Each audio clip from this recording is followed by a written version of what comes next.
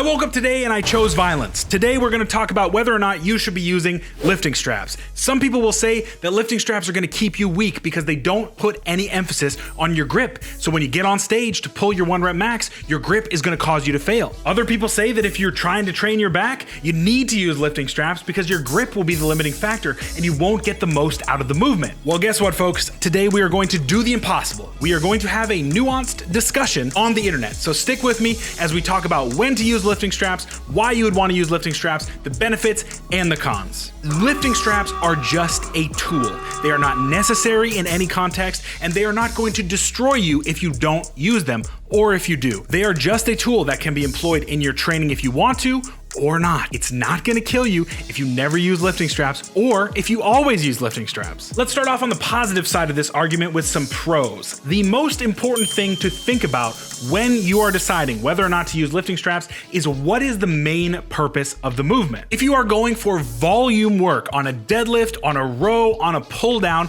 then it might behoove you, big word, to use some lifting straps because you don't want your grip to be the limiting factor. You want your back to be the limiting factor. You want to be able to push the musculature that you want to push to close to failure, however you want to train. So if you are always burning out around rep 11 or 12 on a lat pull down because your forearms are getting so pumped and you just can't hold on to the bar, you're leaving some gains on the table with your lats. This is when I love to employ a tool like lifting straps. It takes all of the pressure off of your forearms. It helps you build a better mind-muscle connection with the muscle that you are actually trying to use. It makes no sense in the world to limit yourself because you think you're gonna look more alpha online if you're doing your pull downs with no lifting straps. Guess what? If you continue to do your pull downs with no lifting straps, your back's never gonna grow because your forearms are weaker than your back. The same way you ask yourself, what's the main purpose of this movement when you're doing back training is what you need to do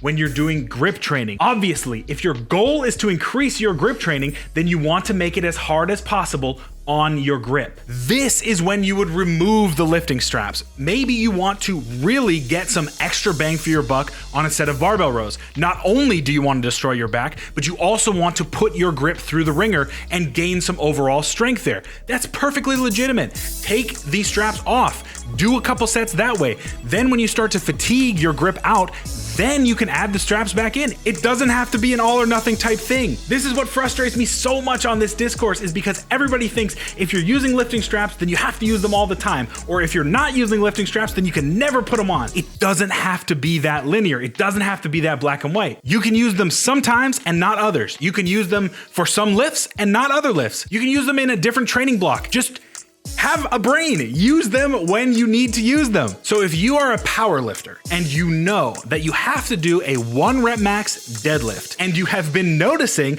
that your grip is holding you back, you feel like you have the musculature to get that 1 rep max deadlift if it wasn't for your grip. This is when you may not want to rely on lifting straps during competition prep because they are not going to be there on the platform. You have to understand that you're going to have to do that deadlift with whatever grip you can. This is when practicing mixed grip or hook grip or adding in some grip assistance work can be incredibly beneficial. You can still use the straps on your assistance back work and then try and just go strapless on the deadlift work, and hopefully that will round your grip out. So I want to give you some general recommendations on when I like to use straps and when I don't like to use straps in my own personal training and in my coaching. If you are newer to the sport of powerlifting or you're just a novice in the gym, it's more important for you to build a wider base of strength, which means that you do not need all of these specialty tools to continue to make progress. You can gain great progress on your back musculature and your grip strength as you go. So as a beginner, I wouldn't worry about throwing straps on for X and Y movement. You're overcomplicating it. Just grab onto the bar, do some rows, do some deadlifts, you're gonna be fine. Now, as you start to become more specialized equipment may be necessary. This is when things like lat pull downs with straps or rows with straps are going to be more beneficial because you understand now that you're trying to put the main emphasis on your back work instead of your grip work. And as you grow as a lifter, you may need need to throw some of these tools in. If you're coming at it from a powerlifting perspective, I may use straps in an off-season protocol where the volume is very high, the rep ranges are very high. So when you're doing deadlifts for 8s and 10s, it may not be beneficial to not have straps on because you are not going to be able to make your 8s and 10s because your grip is giving out on you. So it's more beneficial to throw the straps on. That way you get the work where you want it. You can actually go through the volume of deadlifts without failing because of your grip. But as we get closer to competition, we need to move everything towards how it's going to be on the platform. And you are not going to have the straps on the platform.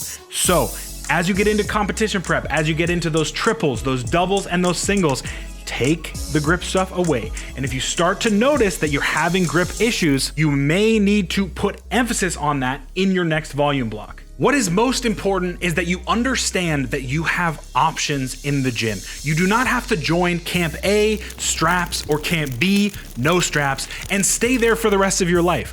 I have gone through various periods where I've used straps, figure 8 straps, Versa grips. I've used it all and I've used none of it. And it has helped me in different ways through different periods of training. Put a brain in your training and understand that there are times for it and times not to use it. If you want to put lifting straps in your toolbox, I cannot recommend the Versa grips enough. They are fantastic. Not only are they great for hypertrophy assistance work, pull downs, rows, etc., but they're really, really good for deadlifts as well. I feel like they mimic a hook grip low in the hand very, very well. And I love to use them when I'm doing my volume work on deadlifts. So give those a try. To wrap things up, go through a pyramid of making decisions. If your goal is hypertrophy for your back, it may be more beneficial to use the straps. If your goal is getting ready for a powerlifting meet, strip those straps out of there. It's all gonna be okay.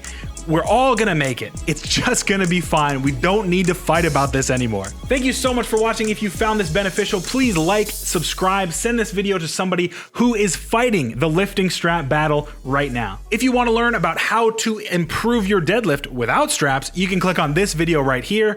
Thank you so much for watching. Get strong and stay strong.